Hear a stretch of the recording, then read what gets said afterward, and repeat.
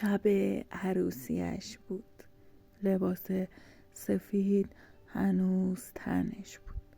صدای ساز و دهل هنوز از حیاط می اومد که شوهرش دستش رو گرفت، کشوندش تا دم در و فقط یه جمله گفت: از این خونه برو بیرون، من بهت اعتماد ندارم.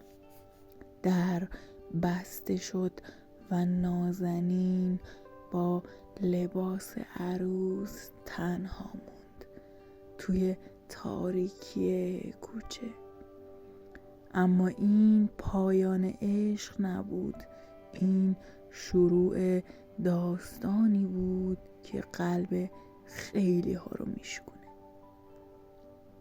نازنین از صبح دلش شور میزد، نمیدونست چرا، اما سنگینی نگاه ها، پچ پچ زنهای فامیل و سکوت عجیب سهیل دلش رو خالی کرده بود. لبخند میزد اما لبخندش میلرزید. لباس سفیدش قشنگ بود اما براش مثل زنجیر سنگین شده بود. وقتی مهمون ها رفتن، وقتی چراغ‌ها کم نور شدن، نازنین آروم کنار سهیل نشست و با صدایی که میخواست نلرزه گفت: سهیل، چیزی شده؟ سهیل نگاهش نکرد. چند ثانیه سکوت کرد، بعد گفت: یه حرفایی شنیدم. دل نازنین ریخت. آروم پرسید: چه حرفی؟ سهیل نفس عمیق کشید و گفت: میگن قبل ازدواج با یکی در ارتباط بودی.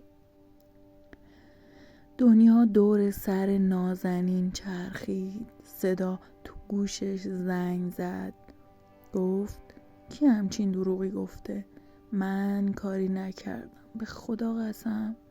اما تهمت وقتی گفته میشه راه خودش رو میره.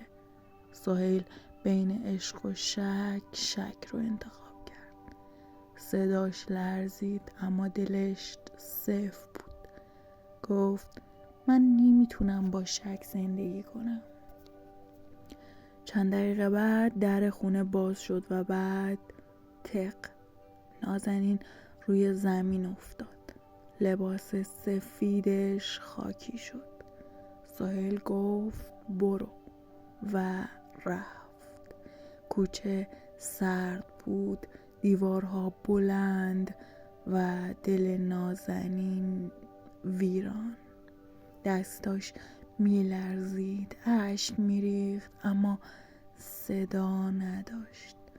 مردم نگاه میکردند، هیچ کس جلو نیومد. نازنین یاد حرفای مادرش افتاد. عشق اگه باور نداشته باشه میشکنه. اون شب تا صبح کنار همون دیوار نشست با لباس عروس و قلبی که داشت میمرد. صبح اولین کسی که دید مادر سهیل بود.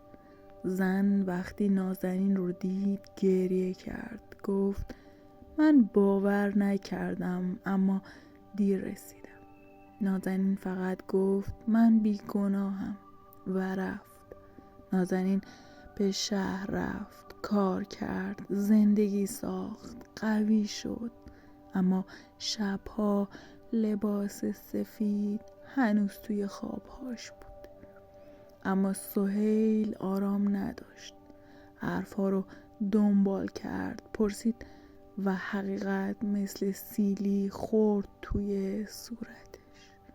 تهمت از روی حسادت بود، از زبون کسی که عاشق نازنین بود. سهیل شکست، گریه کرد، برای اولین بار واقعی، اما جرأت نداشت بره.